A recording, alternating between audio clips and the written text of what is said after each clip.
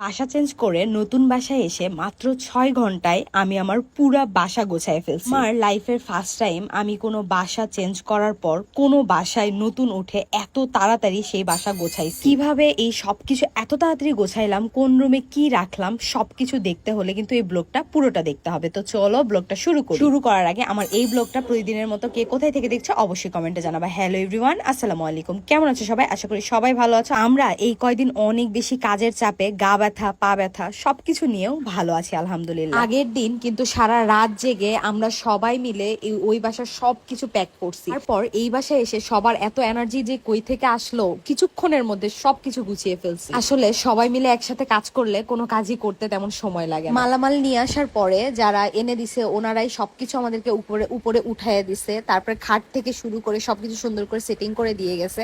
আমরা শুধু এখন আমাদের নিজস্ব কাপড় চোপড় গুলা, আলমারি, বাক্স, এগুলা সব গোছাচ্ছিলাম। আমি যত বছর ধরে বাসা চেঞ্জ করছি বা বাসা ভাড়া থাকতেছি, তার মধ্যে এই বাড়ি এত তাড়াতাড়ি আমি সবকিছু করতে পারছি। এমনি সময় এই গোছান গাছানোর কাজগুলা আমার কপালেই বা আমার ভাগ্যেই সবসময় পড়তো।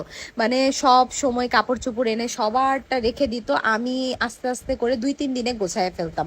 মানে একটা একটা করে বস্তা খুলতাম, একটা একটা করে গোছাইতাম। তবে এইবার আমার দুই দেবর, আমার দেবরের বউ, তারপর আমার ননদ, সবাই মিলে মনে করো হাতে হাতে কিভাবে যে করে ফেলছি বুঝতেই পারিনি, গায়েই লাগেনি আসলে কোনো কিছু। বাসা চেঞ্জ করা কত যে প্যারা যারা করে তারাই জানে। আর বাসা চেঞ্জ করলে জিনিসপত্রগুলো ড্যামেজ হয়ে যায়। আর এত শখের জিনিসপত্রগুলো যখন একটু কোনো জায়গায় আঁচড় লাগে বা ভেঙে যায়, তখন যে কলিজায়ের ভিতরে গিয়ে আঁচড় লাগে, এটা আসলে যারা করছে কখনো বা যারা বাসা চেঞ্জ করে, যাদের অনেক শখের শখের অনেক সুন্দর সুন্দর জিনিস যারা ভাড়া বাসায় করে, তারা যখন বাসা চেঞ্জ করে এরকম তাদের সাথে যখন হয়, তারাই একমাত্র বুঝতে পারে। অনেকেই বলে ভাড়া বাসায় থাকলে এত জিনিস করার দরকার কি। আসলে ভাই, মানুষের মন শখ বলে একটা কথা আছে। আর সংসার জীবনে এখন ভাড়া বাসায় আছি, নিজের বাসা কবে হবে তখন সেই শখ পূরণ করবো। তার আগে যদি মরে যাই এই খাট, ড্রেসিং টেবিল গুলো, এগুলো সব মেয়েদেরই এক একটা স্বপ্ন, নিজের সংসার গোছানো এইভাবে। তো থাক, শখের জিনিস একটু আঘাত পাইছে, ইয়ে হয়েছে, তাতে কি, আবার নতুন করে সুন্দর করে সাজিয়ে নিব। যাই হোক, এখানে আমি আমার ড্রেসিং টেবিলটা প্রথমে গোছাচ্ছিলাম। আমার ড্রেসিং টেবিলের ড্রয়ারের মধ্যে সবচেয়ে সুন্দর বা আমার মানে পছন্দের ড্রয়ারটা হলো সেটা আমার চুড়ির ড্রয়ার। সেটা প্রথমে আমার মেয়ে সুন্দর করে আমার গোছায় দিচ্ছে, তোমরা দেখতেই পারলা।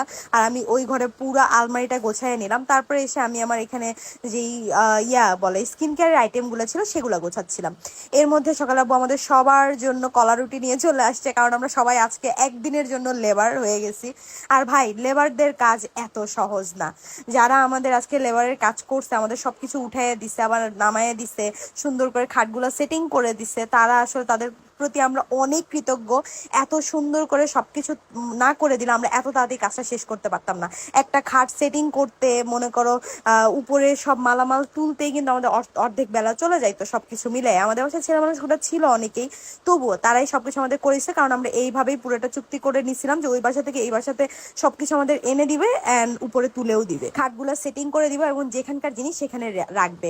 যাই হোক, এক পর্যায়ে আমি চলে আসি এখানে রান্না করতে, কারণ সবারই অনেক বেশি ক্ষুধা পেয়ে যায়। অর্ধেক গোছাগাছি প্রায় হয়ে গেছিল। আমি এখানে আমাদের নতুন বাসায় প্রথম আমি রান্না করতেছিলাম গরুর মাংস আর সাদা ভাত। গরুর মাংস সাদা ভাত দিয়ে আজকে সবাই খাওয়া দাওয়া করবো। এখানে তোমাদের একটা মজার জিনিস দেখাই, বক্সের মধ্যে ব্লুটুথ কানেক্ট করা ছিল। ওরা দুই ভাই দেখতেছে কিভাবে রেগুলেটর লাগায়, বুঝছো, ইউটিউবে দেখে দুই মিস্ত্রি এখন এটা রেগুলেটর লাগাইতেছিল। এখানে আরেক মিস্ত্রি হাজির হয়ে গেল, আমার দুই দেবর, বুঝছো, ওরা যে কত পরিমাণের ফানি। মানে সারাদিন কাজ করছি, ওদের দুইজনের মানে যন্ত্রণাই মানে কাজ জিনিসটা বুঝতে পারিনি, ভালোই লাগছে আমার কাছে। বিশেষ করে ওরা সবাই মানে সকালে বুড়ে, তোমরা তো সবাই চেনোই যে ও কত পরিমাণের ফানি, আর ওর ভাইয়েরা কি হবে তোমরা বুঝতেই পারতেছো। যাই হোক, এখানে ড্রিল মেশিনওয়ালাকে নিয়ে আসা হয়েছিল, আমরা দেখাই দিচ্ছিলাম কোথায় কোথায় কি রাখবো। পুরা বাসায় যেখানে যে ছবি আমরা আটকাবো বা যেখানে যা রাখবো সবকিছু ড্রিল একদিনেই করে নিছি। একদিনে মাত্র 6 ঘন্টার মধ্যেই আমরা পুরা বাসা মানে টুটি নাইট থেকে শুরু করে সবকিছু করছি। এখানে আমার দেবরের কাজ দেখো, এখানে এখানে এসি লাইন ছিল, তাই এই জায়গাটা ফাঁকা। ওর ভাই বলছে যে এখানে একটা সাদা কাগজ দিয়ে কস্টেপ মেরে দে। ও কি করছে, ওর মধ্যে আর্ট করছে, SM লিখছে, আমাদের নামের প্রথম অক্ষর লিখে সেটা সুন্দর করে আর্ট করে ওখানে গিয়ে লাগাইতেছে। মানে এগুলা হাত পায়ে বড় হয়েছে, মাথায় বুদ্ধিতে বড় হয় নাই। মানে একদমই বাচ্চা কাচ্চার মতো চালচলন ওদের। যাই হোক, আমাদের যেটা সবচেয়ে বেশি প্রয়োজন হয় সেটা হলো নেটওয়ালারা আসছিল, নেটের লাইন লাগাই দিচ্ছিল, সেটাও তোমাদের সাথে শেয়ার করলাম।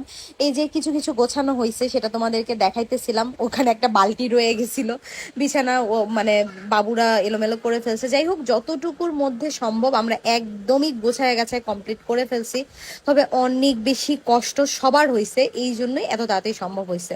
তো পরিবারের সবাইকে নিয়ে একসাথে যে কোনো কাজ করলে সেই কাজ অনেক তাড়াতাড়ি হয়ে যায়। দেখো, আমার ননদের জন্য এই কর্নারটা করছি, এই র্যাকটা না এটা কি বলে আমি জানি না, এইটা ডিল করেই লাগাই নিছি দেওয়ালে। ওর যত বোরখা টোরখা সব এখানে ও এসে ঝুলায় রাখতে পারবে। বোরখাগুলো আসলে গুছায় রাখলেও সুন্দর করে গুছায় রাখা যায় না, এইভাবে ঝুলায় রাখাই আমার মনে হয় বেটার। আমার কাছে আমি যতবার বাসা চেঞ্জ করছি, এইবারের বাসা চেঞ্জ করা একদম বেস্ট। তবে আমি আমার আগের বাসাটাকে অনেক বেশি মিস করতেছিলাম গাইস। পুরের খাওয়া দাওয়ার ফুটেজ আর তোমাদের সাথে শেয়ার করতে পারিনি। একদম সন্ধ্যাবেলা গোসল টোসল করে এসে আমি আবার ভাই কাজ শেষ করে গোসল করে এসে শান্তি মতো খাবো। আমার আসলে মানে কেন রিল্যাক্স মতো আমার খাইতে হবে, খাওয়া দাওয়া সবার শেষে একদম রিল্যাক্স ভাবে। তো মানে রাতের বেলার জন্য আমাদের হয়েছিল মাছের ঝোল। তো পাঙ্গাস মাছের ঝোল দিয়ে অনেক মজা করে আমি ভাত খাইছি। সারাদিন পরে অনেক বেশি ভালো লাগতেছিল। তবে বেশি ক্ষুধা লাগলে বেশি খাওয়া যায় না, যতটুকুই খাইছি আলহামদুলিল্লাহ। আজকের দিনটা আমরা সবাই মিলে একসাথে অনেক মজা করে আমার পুরা বাসাটা অনেক সুন্দর করে সাজাইতে পারছি। এটাই আল্লাহর দরবারে লাখ লাখ শুকরিয়া। আমার দেবরদেরকে, আমার ননদকে, আমার বাচ্চা কাচ্চাদেরকে সবাইকে আমার মানে মন থেকে অনেক অনেক ভালোবাসা, অনেক অনেক দোয়া। ওরা সবাই এভাবে আমাকে সাপোর্ট না করলে এত তাড়াতাড়ি কিছুই হইতো না আসলে। মানে এত সুন্দর করে আমি আমার সবকিছু রেডি করতে পারতাম না। যাই হোক, অল্প অল্প করে তোমাদেরকে দেখাই দিলাম। আমাদের সাথে আমি আমার ফুল রুম টুর ভিডিওটা খুব তাড়াতাড়ি শেয়ার করার চেষ্টা করবো ইনশাআল্লাহ। ভিডিওর শেষে একটা কথা শেয়ার করি তোমাদের সাথে। সকাল বাবুর গায়ে যে এই নতুন ফতুয়াটা তোমরা দেখতে পাচ্ছ না, এটা কিন্তু ওর দাদির ব্লাউজের কাপড় দিয়ে বানানো। আম্মা মারা যাওয়ার আগে এই ব্লাউজের কাপড়টা রেখে গেছে। আসলে ব্লাউজ আর বানানো হয়নি, মানুষ থাকে না আমাদের মাঝে। তবে মানুষের এই ছোটখাটো জিনিসগুলাই স্মৃতি হয়ে রয়ে যায় সারা জীবন। মাশাআল্লাহ, সকাল বাবুকে অনেক বেশি সুন্দর লাগতেছে। সেদিন ট্রাঙ্ক খোলার পরে এই কাপড়টা পাওয়ার পরে আমি ভাবি যে এইটা দিয়ে বাবুর একটা ফতুয়া বানিয়ে দিব, ওর দাদির স্মৃতি হিসাবে পড়ে থাকবে। হোক, আজকের ভিডিওটা এতটুকুই। সবাই ভালো থেকো, সুস্থ থেকো, আল্লাহ হাফেজ।